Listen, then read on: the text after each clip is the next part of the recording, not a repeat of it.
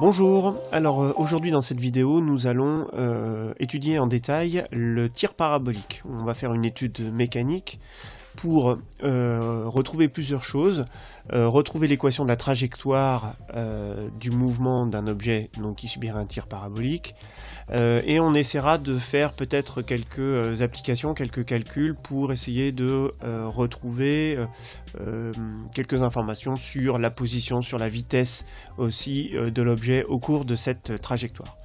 Alors pour étudier ce tir parabolique, on va d'abord se mettre dans une situation particulière où on considérera qu'il n'y a pas de frottement, donc un objet est lancé dans l'air. Alors vous avez la représentation ici. J'ai un objet, une position de départ qui est représentée par le point rouge, la position M0. Dans cette position de départ, l'objet assimilé à un point possède une vitesse initiale que l'on va noter V0, que j'ai représenté ici en vert. Cette vitesse, alors elle a été donnée, on a inculqué cette vitesse à l'objet. Je ne m'intéresse pas à ce qui s'est passé avant, mais il y a un système de propulsion qui ça peut être une raquette par exemple, une raquette qui taperait sur une balle, et va donner donc une impulsion à cet objet. Cette impulsion, au moment où on va déclencher le chronomètre à l'instant t égale 0, eh bien la vitesse de l'objet sera notée donc V0, orientée d'un angle alpha par rapport à l'horizontale. On considère donc que le mouvement va avoir lieu dans l'air, mais on va considérer qu'il n'y a pas de frottement de l'air. On est à la surface de la Terre dans un référentiel galiléen. Alors pour étudier et pour retrouver la trajectoire de ce mouvement, on va utiliser la deuxième loi de Newton, ou le principe fondamental de la dynamique. Et ensuite on va donc retrouver différentes coordonnées de l'accélération, de la vitesse et enfin de la position. Alors première chose, on va effectuer cette étude dans un référentiel galiléen, donc le référentiel terrestre. Imaginons le référentiel terrestre supposé galiléen. L'objet qu'on étudie, eh bien, il est assimilé à un point que je vais noter M, qui serait donc de masse petit m. Et avant cette étude dynamique, on va devoir faire ce qu'on appelle un bilan des forces. Donc bilan des forces qui s'applique à l'objet M. Alors je vous ai dit, cet objet, on lui a donné une impulsion, je ne vais pas m'intéresser au système qui a fourni une impulsion, ça peut être un ressort, ça peut être une raquette qui tape une balle par exemple. On va s'intéresser au bilan des forces. Une fois que cette impulsion a été donnée, que devient et à quoi est soumis cet objet. Alors, d'abord, on sait déjà à quoi à peu près va ressembler la trajectoire. On sait que si on donne une impulsion au point M dans la direction V0, eh bien l'objet va légèrement monter, et ensuite va redescendre et comme ça va taper le sol ici en un point que je vais noter P, on appelle ça la portée du tir, on verra ça un petit peu plus tard. Une fois que cet objet, donc que cette impulsion a été donnée, à quelle force est soumis l'objet ? Eh bien l'objet est dans le champ de pesanteur terrestre, donc finalement la seule force qui va s'appliquer à lui c'est son poids, que je vais noter P, et vous savez que le poids, cette force, est proportionnelle à l'accélération de la pesanteur, donc est égal à m fois le vecteur g accélération de la pesanteur. Alors l'accélération de la pesanteur, c'est un vecteur que l'on va représenter vertical vers le bas, avec, vous le savez, une norme, une intensité qui vaut donc 9,81 alors mètres par seconde au carré. Donc c'est la valeur que l'on prendra si on veut faire des calculs. Et puis c'est tout. Donc il y a uniquement cette force-là. Alors une fois qu'on a fait le bilan des forces, on va pouvoir appliquer le principe fondamental de la dynamique ou la deuxième loi de Newton. Ce principe fondamental de la dynamique dit que la somme des forces qui s'appliquent à un objet est égale à la masse de l'objet multipliée par le vecteur accélération. La résultante des forces est proportionnelle à l'accélération de l'objet. Alors, si on applique ce principe fondamental de la dynamique, la somme des forces, étant donné que je n'ai qu'une force et que c'est son poids, on va pouvoir écrire que le poids de l'objet est égal à m fois l'accélération de cet objet. Mais on a dit que le poids, c'est égal à m fois g, je remplace. M fois le vecteur g est égal à m fois le vecteur accélération. On peut donc simplifier ici à gauche et à droite par la masse de l'objet, et on arrive donc à la relation suivante qui est que l'accélération de l'objet est égale au vecteur accélération de la pesanteur. Donc ces deux vecteurs sont confondus, ce qui signifie que au cours de ce mouvement, eh bien, on va pouvoir considérer que à chaque instant, alors si je veux représenter, je ne vais pas représenter le point M là sur la trajectoire, je vais surcharger le dessin, mais ça veut dire qu'à chaque fois que je peux dessiner le point M sur sa trajectoire, eh bien je sais qu'en chacun des points de la trajectoire, l'accélération du point M est égale à l'accélération de la pesanteur. Donc au cours du mouvement, l'accélération, vous voyez, l'accélération de l'objet est constante et vaut l'accélération de la pesanteur. Alors maintenant qu'on a déterminé l'accélération, comment on va faire pour retrouver l'équation de la trajectoire ? Eh bien pour retrouver l'équation de la trajectoire, il va falloir que l'on détermine les équations horaires du mouvement. Alors comment on va faire ça ? Alors petit rappel, je vous rappelle que si j'ai l'accélération d'un objet, alors avec les coordonnées, alors ici je me suis placé dans le repère O, X, Z, Z pour les altitudes, les vecteurs vont avoir donc deux coordonnées, une coordonnée en X et une coordonnée en Z. Pour l'accélération, je vais la noter à X et à Z. Une fois que l'on aura ces coordonnées de l'accélération, on va chercher des primitives de ces coordonnées.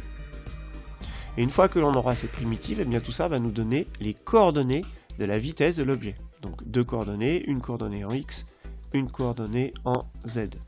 Et une fois que l'on aura trouvé et exprimé les coordonnées du vecteur vitesse V de l'objet, on va rechercher des primitives de ces deux coordonnées et on aura les coordonnées du vecteur position de l'objet, OM, qui sont donc X, coordonnées X et coordonnées Z. Et vous verrez qu'une fois qu'on aura ces coordonnées, donc c'est ce qu'on appelle les équations horaires. Les équations horaires, ce sont en fait l'expression des coordonnées du point en fonction du temps, donc c'est ce qu'on appelle les équations horaires. Et bien une fois que l'on aura ces équations horaires, on va pouvoir déterminer l'équation de la trajectoire de cet objet. Alors avant de se lancer dans cette étude, il faut qu'on passe un petit peu de temps sur ce que l'on appelle les conditions initiales du mouvement. Alors les conditions initiales, elles sont très importantes parce que si vous n'avez pas d'informations sur les conditions initiales, en fait, vous ne pouvez pas résoudre l'exercice. Les conditions initiales, c'est tout ce qui se passe, toutes les informations que l'on a à l'instant t égale 0. Alors, à l'instant t égale 0, on a, et on aura, et dans les exercices, vous serez obligé d'avoir des informations concernant la position et la vitesse de l'objet. C'est ce que j'ai représenté tout à l'heure. Je vais refaire le dessin. Je vais pas tout refaire, mais le point M0, je le représente ici, et j'ai dit que ce point M0, on lui avait donné une vitesse initiale que je note V0 et qui fait un angle alpha avec l'horizontale. Alors, ce point M0, il a deux coordonnées. Ces deux coordonnées, je vais les noter X0 et Z0.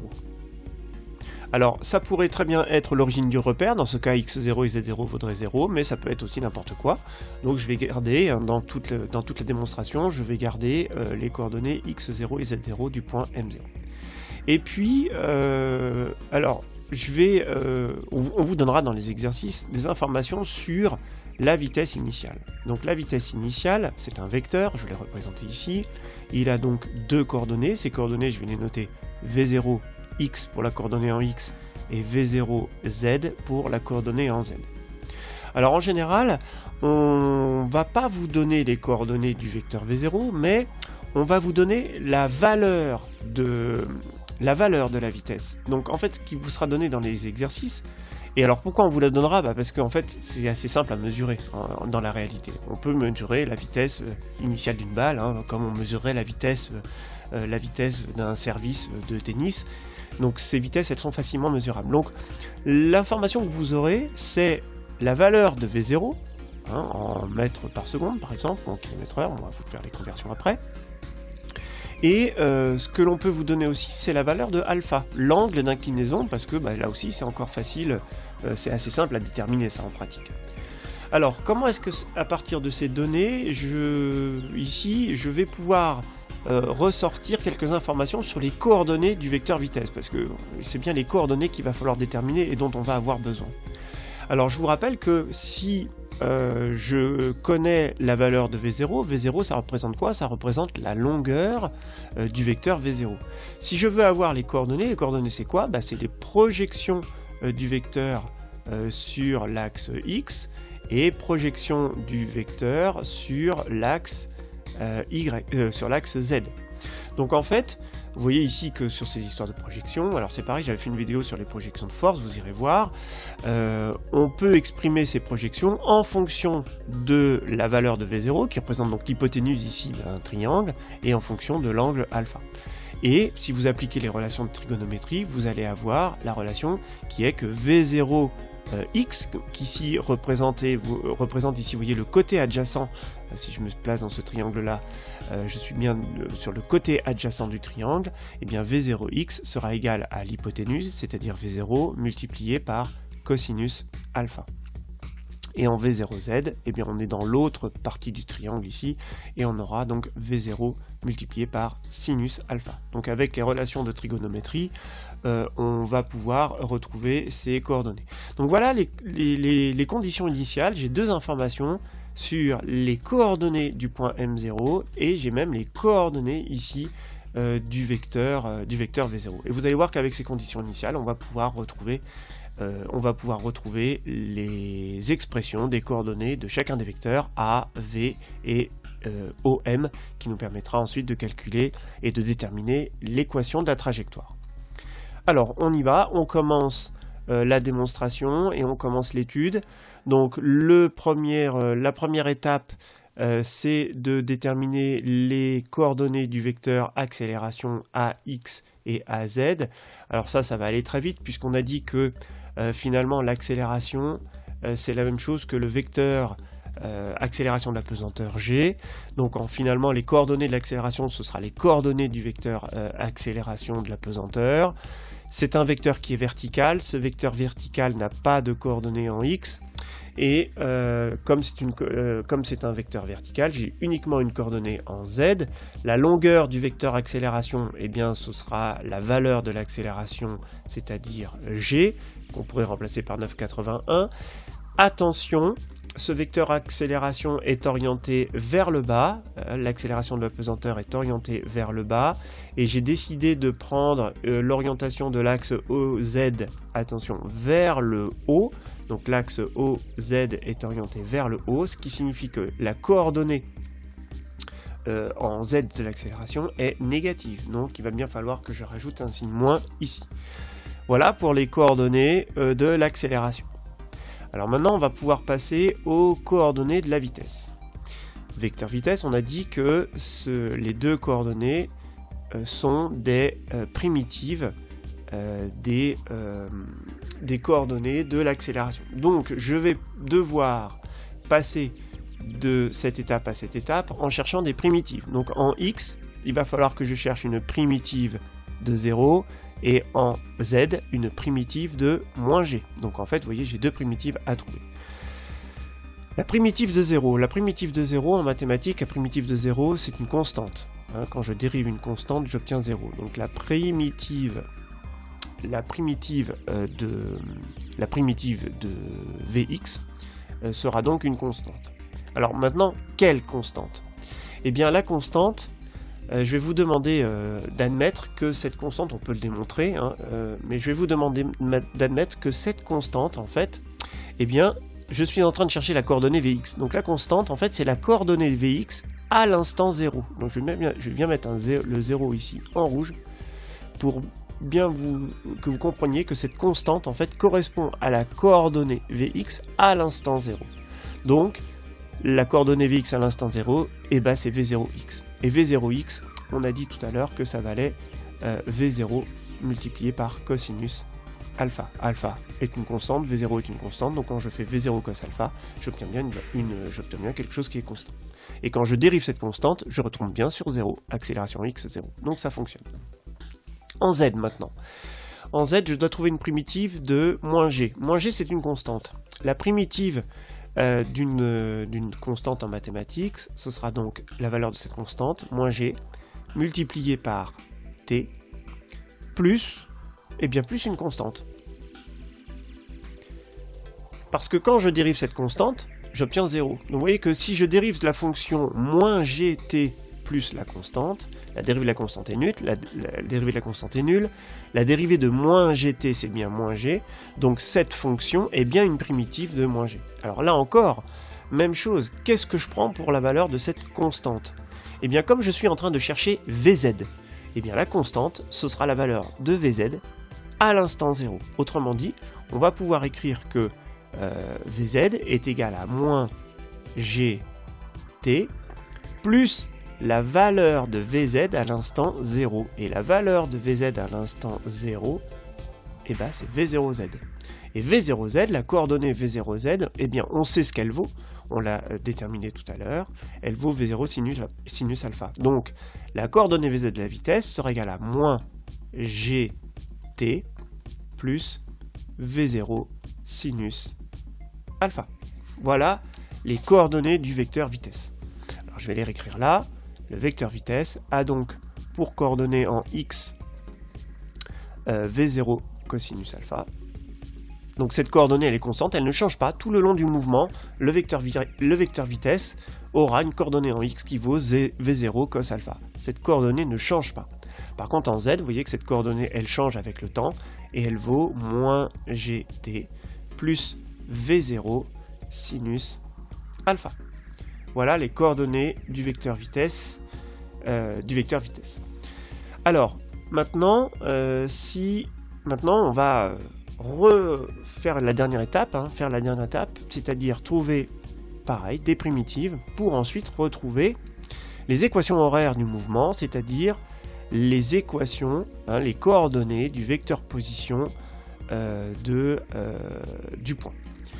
Alors, on va faire étape par étape. On va commencer par x. X, la coordonnée x du point correspond donc à une primitive de Vx. Donc il faut que je cherche une primitive de la fonction de Vx. Pardon. Alors Vx c'est une constante, on a dit, V0 cos alpha, c'est une valeur constante qui ne change pas au cours du mouvement. La primitive d'une constante en mathématiques, eh ben, c'est la valeur de cette constante. Je la réécris, V0 cos alpha. Multiplié par t, et comme je suis en train de chercher une primitive, eh bien j'ai encore une constante qui va apparaître ici. Est-ce que la fonction que je viens de trouver fonctionne? Est-ce que quand je dérive cette fonction, je retrouve bien v0 cos alpha? La réponse est oui. Quand je dérive la constante, ça fait 0, et quand je dérive v0 cos alpha t, j'obtiens bien v0 cos alpha. Donc cette fonction, elle fonctionne. Maintenant, cette constante, elle vaut quoi? Eh bien, on va appliquer la même règle que tout à l'heure. On est en train de chercher quoi là? On est en train de chercher la coordonnée x du point. Eh bien, je vais vous demander d'admettre que cette constante, ce sera la coordonnée x du point à l'instant t égale 0. Autrement dit, on va pouvoir écrire que x est égal à v0 cos alpha t plus, alors la constante, c'est-à-dire x, à l'instant t égale 0. Donc c'est-à-dire x0. x0 étant la coordonnée du point M0 qui normalement vous sera donnée dans un énoncé. Voilà pour x. Maintenant pour z. Là encore, il va falloir trouver une primitive de cette fonction-là. On va, vous voyez qu'on a deux termes, on va faire chaque terme l'un après l'autre. La primitive de moins gt. La primitive de moins gt, c'est comme en maths la primitive de ax. La primitive de ax en maths, c'est 1/2 de ax carré. Vous vérifierez, ça fonctionne. Et bien ici, on va obtenir la même chose, même principe. La primitive de moins gt, ce sera égal à moins 1/2 fois g fois t au carré. Est-ce que quand je dérive moins 1/2 de gt carré, j'arrive à moins gt? La réponse est oui. Quand je dérive t au carré, la dérivée de t au carré, c'est 2t. mais 2t divisé par 2, le 2 va disparaître. Je multiplie le tout par moins g, il reste bien moins g fois t. Donc cette partie-là est bien une primitive de moins gt. La primitive de V0 sinus alpha. V0 sinus alpha, c'est constant. Donc la primitive d'une constante, on l'a vu à l'étape précédente, c'est la valeur de la constante. Donc V0 sinus alpha fois t.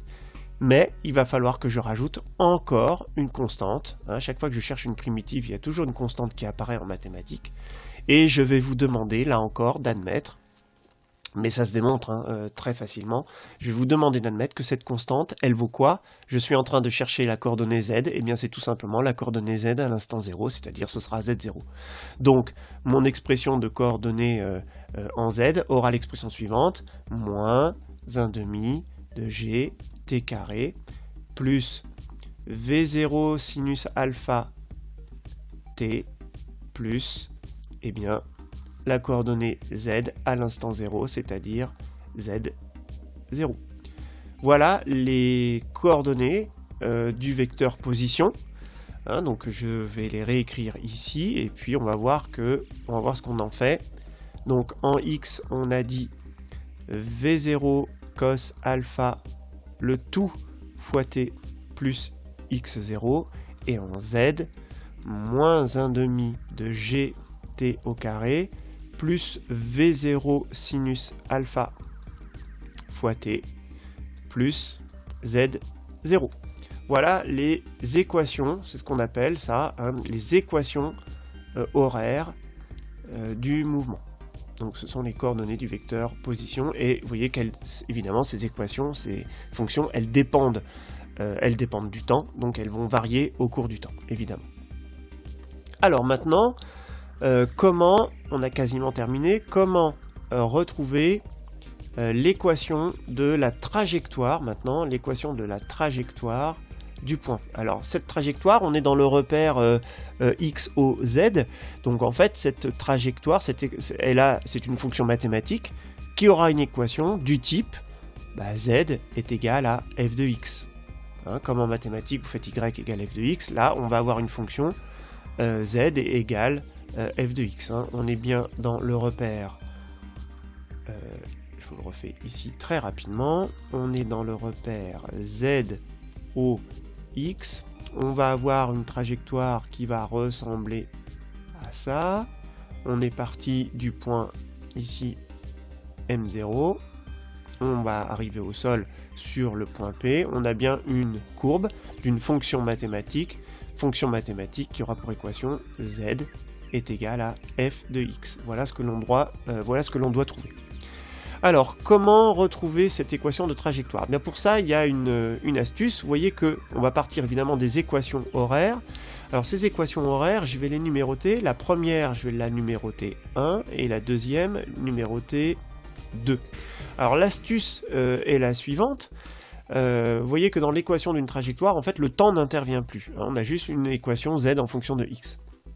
Et des données, évidemment, de l'énoncé. Alors l'astuce est la suivante, l'astuce va être d'exprimer le temps dans l'équation numéro 1. En fait, on va faire une méthode de substitution. On va exprimer le temps dans l'équation numéro 1 et ensuite on va réinjecter cette expression dans l'équation numéro 2. On fait une substitution. On va remplacer le temps dans l'équation numéro 2 par son expression qu'on aura trouvée dans l'équation numéro 1. Alors on y va. L'équation numéro 1, elle dit que x est égal à V0 cos alpha t plus x0. Donc le but est de sortir la variable t de cette expression. Alors vous avez différentes méthodes. Moi j'ai la méthode qui est la suivante. Le x0 qui est à droite ici, je vais l'emmener à gauche de mon signe égal, il était plus, il devient moins. J'obtiens donc x moins x0 est égal à v0 cos alpha fois t.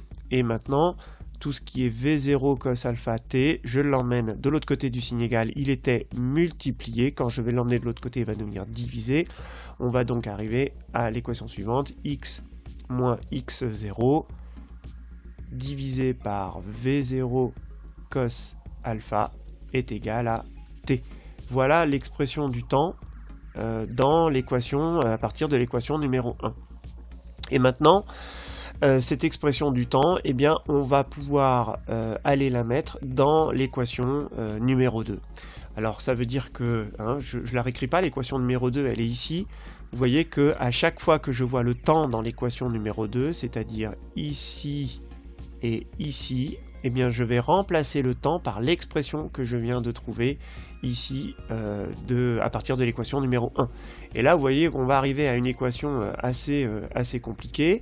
On va arriver à, alors je reviens ici, on va arriver donc à z est égal à moins 1 demi de g multiplié par t au carré. T au carré, donc c'est tout ça.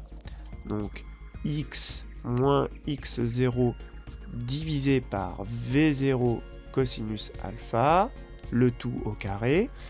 Deuxième terme, plus v0 sinus alpha, le tout multiplié par t, c'est-à-dire, je remplace x moins x0 divisé par v0 cos alpha. Et enfin, plus z0. Voilà à quoi ressemble l'équation de la trajectoire de ce mouvement parabolique. Donc on a une expression qui est assez compliquée, que l'on peut laisser comme ça, qui nous permettrait de calculer plein de choses, nous permettrait de calculer le point d'arrivée. Je vais vous expliquer comment. Voilà. Alors on peut simplifier, on va pouvoir simplifier cette équation. Pour simplifier cette équation, alors on va prendre un cas particulier parce que sinon les calculs peuvent devenir quand même très compliqués. On va prendre un cas particulier. Imaginons que on va prendre le cas particulier où x0 est égal à 0, c'est-à-dire on va considérer que le point de départ, attendez, c'est très mal dessiné, hop, le point de départ en fait serait situé sur l'axe des ordonnées, ici, M0. Vous voyez que si je prends un point de départ ici, x0 vaut 0. Alors vous voyez que ça va simplifier quand même, simplifier des choses dans l'écriture. Alors je vais la réécrire, cette équation. Donc z serait égal à moins 1 demi de g fois, alors j'enlève le x0 puisqu'il vaut 0, et puis ici j'ai des parenthèses, je vais supprimer les parenthèses. Le carré, vous voyez que les parenthèses sont pour le carré s'adresse à la fois au numérateur et au dénominateur. Donc si je supprime mon x0 qui vaut 0, il va me rester x carré en haut, divisé par v0 cos alpha. Alors v0 cos alpha, tout ça c'est au carré, plus v0 sinus alpha multiplié par, alors il ne me reste plus que x en haut, divisé par v0 cos alpha, et plus z0. Alors vous voyez que cette équation, alors je vais l'écrire légèrement différemment, mais ça reviendra au même, moins 1 demi de g fois, alors vous voyez que v0 cos alpha carré est au dénominateur, je vais le laisser au dénominateur, v0 cos alpha le tout au carré, et je vais remultiplier par x au carré, ici.